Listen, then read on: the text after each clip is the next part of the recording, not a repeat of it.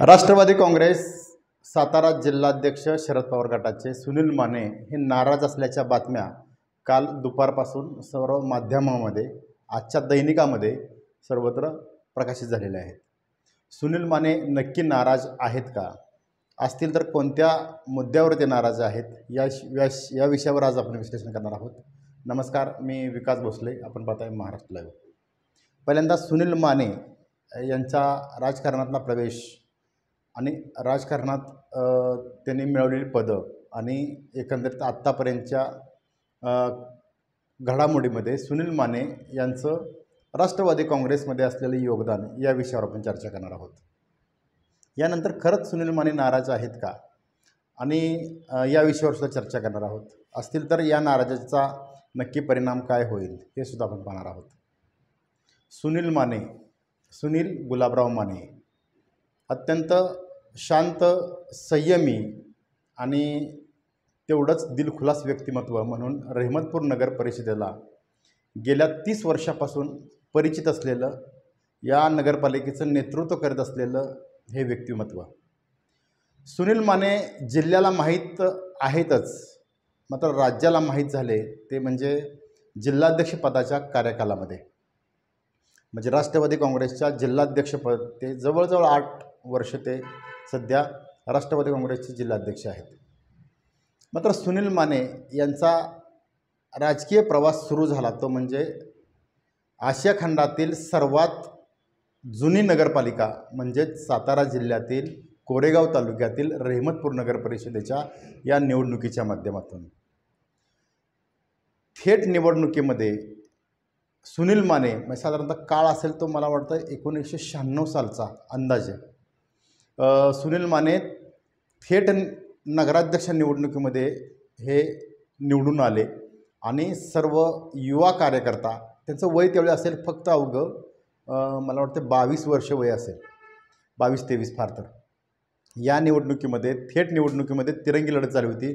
मला आजही आठवत आहे, सुनील माने, वासुदेव माने आणि चित्रलेखा माने कदम अशा 3 गटामध्ये निवडणूक झाली होती आणि यामध्ये सुनील माने यांनी विजय मिळवला। थेट नगराध्यक्षपदाची ते निवडणूक जिंकले।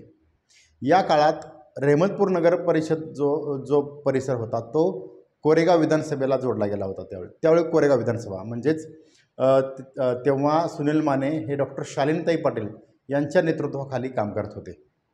सुनील माने यांनी खरं तर मला वाटतं 95-96 साली सुरुवातीला निवडून आले आणि खऱ्या अर्थानं सुनील माने यांनी कामाचा धडाका सुरू केला आणि 1999 सालापासून ते आज अखेर म्हणजे 2024 सालापर्यंत रहमतपूर नगर परिषदेमध्ये एक हाती सत्ता हे सुनील माने यांनी राष्ट्रवादी काँग्रेसच्या घड्याळ चिन्हाच्या माध्यमातून निवडणूक लढवून या ठिकाणी राष्ट्रवादी काँग्रेसचं प्राबल्य निर्माण केलं। या कार्यकालामध्ये सुरुवातीच्या काळामध्ये सुनील माने अध्यक्ष म्हणून काम करत होतेच, नगराध्यक्ष म्हणून। आणि खरं तर सुनील माने यांची ओळख आहे खऱ्या अर्थानं ते म्हणजेच उपमुख्यमंत्री अजित पवार यांचे खंदे समर्थक म्हणून सुनील माने हे परिचित आहेत। त्यांच्या शैक्षणिक संस्थांमध्ये त्यांचं काम खूप मोठं आहे। परिसरामध्ये वसंतदादा पाटील जे हायस्कूल आहे, कॉलेज आहे, या माध्यमातून सुद्धा त्यांनी काम केलं। मात्र विधान परिषदेची जी निवडणूक मध्यंतरीच्या काळामध्ये झाली, मला वाटतं तो 2008 ते 10च्या दरम्यानचा काळ असेल, त्यावेळी विधान परिषदेची संधी सुनील माने यांना शरद पवार यांच्या माध्यमातून मिळत होती। मात्र अखेरच्या टप्प्यात सुनील माने यांच्या उमेदवार अर्ज मागे घेण्यात आला आणि त्याचवेळी प्रभाकर घारगे यांना स्थानिक स्वराज्यामधून बिनविरोध त्यावेळी प्रभाकर घारगे हे आमदार झाले। म्हणजे सुनील माने यांचा आमदार होण्याचा जी संधी आहे ती त्यावेळी हुकली। खरं तर राजकारणामध्ये हे होत राहतं ऐनवेळीसुद्धा। मात्र सुनील माने हे महत्त्वाचं त्यांचे जमेची बाजू सांगता येईल की ते सलग 25 वर्षे राष्ट्रवादी काँग्रेसची सत्ता जी आहे ती ठेवण्याचं काम सुनील माने यांनी केलेलं।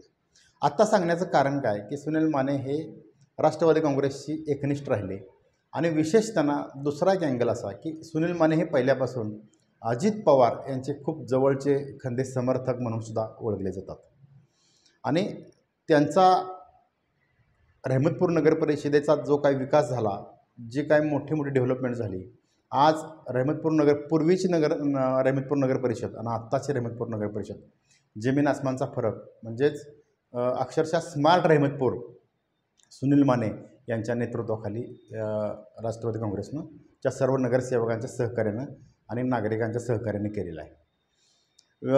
त्यानंतरच्या काळामध्ये सुनील माने हे 7-8 वर्ष जिल्हाध्यक्ष होते आणि आत्ता ते लोकसभेसाठी इच्छुक म्हणून त्यांचं नाव समोर येऊ लागलं गेल्या 2 महिन्यापासून.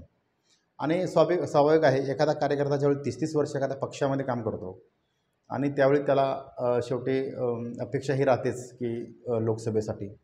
आणि सुनील माने हे लोकसभेसाठी इच्छुक आहेत असं एकंदरीत बातम्यांच्या माध्यमातून समोर आलं. आणि अनेक बैठकासुद्धा शरद पवारांच्याबरोबर झाल्या.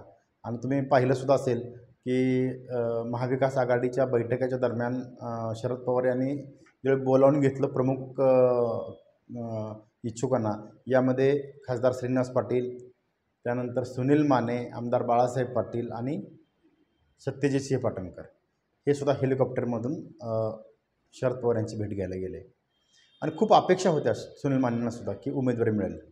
मात्र राष्ट्रवादी काँग्रेसमध्ये अंतर्गत असलेल्या उमेदवारीसाठीची मोठी फाईट म्हणजे विशेषतः सारंग पाटील, सुनील माने आणि सत्यजित सिंह पाटणकर या 3 युवा कार्यकर्त्यांच्यामध्ये मोठी चुरस निर्माण झाली होती. या चुरशीमुळं हे चुरस इतके टोकाला गेलेले की अगदी एकमेकाच्या म्हणजे अत्यंत मिटिंगमध्ये अंतर्गत पेल्यातलंच वादळ खरं तर हे. मात्र कसल्याही परिस्थितीत उमेदवारी मिळाली पाहिजे यामुळं शरद पवारांनी ह्या सर्वात तिघांनाही बाजूला ठेवून शशिकांत शिंदेसारखा पर्याय समोर काढला असं बोललं जातं आहे. आपण चर्चा करतो सुनील माने यांच्या. सुनील माने हे राष्ट्रवादी काँग्रेसमधून लोकसभेला इच्छुक होते आणि त्यामुळं त्यांना उमेदवारी शरद पवार यांनी नाकारली.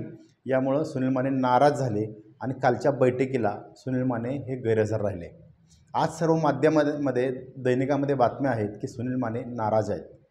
सुनील माने नाराज आहेत का, तर नक्की आहेत. आणि त्यांची अपेक्षा होती की यावेळी लोकसभेची उमेदवारी ही नक्की मिळेल, शरद पवार आपल्यावर विश्वास टाकतील आणि या उमेदवारीच्या माध्यमातून आपण सोनं करू असं एकंदरीत त्यांना वाटत होतं. मात्र नाराजी हे होण्याचं कारण काय आहे, तर प्रमुख कारण म्हणजे शरद पवार यांच्यासमोर असलेला मोठा प्रश्न की 3 युवा नेते, एक पाटणमधील, एक कराडमधील आणि एक कराड उत्तरमधील, म्हणजे पाटणमधील सत्यजित सिंह पाटणकर, कराडमधील सारंग पाटील आणि कराड उत्तरमधील सुनील माने, या तिघांच्यापैकी कुणाला उमेदवारी द्यायची, एकाला दिली तर एक नाराज असा परिस्थिती होईल आणि विजयापर्यंत सातारा लोकसभामध्ये जाणं खूप मुश्किल होईल. हा प्रश्न शरद पवार यांच्यासमोर पडला असावा. यामुळे त्यांनी चौथा पर्याय काढला, तो म्हणजे शशिकांत शिंदे यांच्या रूपानं. मात्र या पर्यायामुळं 3 युवा नेत्यांची मात्र मोठी गोची झालेली दिसते. इकडं सुनील माने नाराज, इकडं सारंग पाटील नाराज, तिकडं सत्यजित सिंह पाटील आत्तापर्यंत म्हणत नसले नाराज नाही तरी अंतर्गत त्यांना वाटणारच की उमेदवारीच्या संदर्भाचं आपण हालचाल म्हणजे काय पवारसाहेबांनी न्याय दिला नाही. मात्र सुनील माने यांच्यासारख्या कार्यकर्त्याकडं जर पाहिलं तर स्वाभाविक आहे की ते नाराज होणं स्वाभाविक आहे. मात्र दुसराच जर तुम्ही जर पाहिलं तर सुनील माने हे यांचं जे केडर आहे, यांची जी काम करण्याची पद्धत आहे गेल्या 20 वर्षात 25 वर्षात ते खूप फक्त रहमतपूर आणि परिसरातील 8-10 गावापुरती मर्यादित राहिली. सुनील माने यांचा स्वतःचा गट ते आमदार बाळासाहेब पाटील यांचे कार्यकर्ते आहेत किंवा इकडं पूर्वी रामराजेंशी त्यांचे बऱ्यापैकी संबंध होते.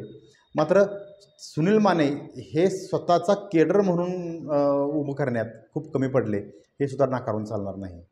आणि यामध्ये हाच फटका म्हणजे सुनील माने यांचं जर तुम्ही एकंदरीत 30 वर्ष जर राजकीय प्रवास इतका मोठा प्रवास जर आहे तर त्यांच्या मागे जिल्ह्यातलं चांगलं केडर हे ठामपणे उभं राहायला पाहिजे होतं. मात्र तसं झालं नाही.